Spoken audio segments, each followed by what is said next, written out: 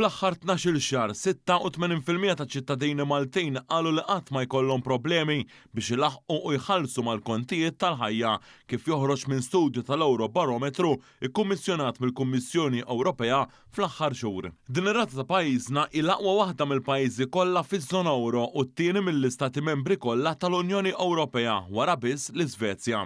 Ferm inqas ċittadini mill-bqija tal-pajjiżi Ewropej qalu li jifilħu iħallsu l-kontijiet b'rata medja tkun ta' 65% jew 21% inqas minn dik f'pajjiżna. Din is-sitwazzjoni llum f'pajjiżna wkoll ħafna differenti minn dik li kienet teżisti fi żmien l-aħħar Gvern Nazzjonalista.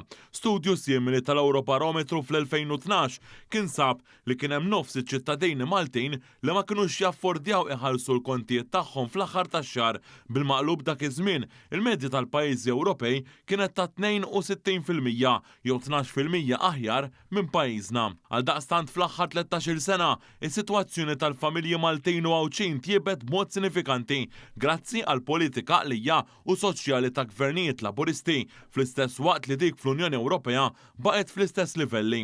Fil-fatt minn nofs il-popolazzjoni ma kienx taffordja tħallas il-kontijiet fl-aħħar sena sħiħa ta' Gvern Nazzjonalista li jibqa' magħruf fl-istorja għall-ar kontijiet tad-dawl fost deċiżjonijiet oħrajn antisoċjali, illum hemm 36% inqas minn dakinhar li jgħidu li mhux ilaħqu mal-ispejjeż.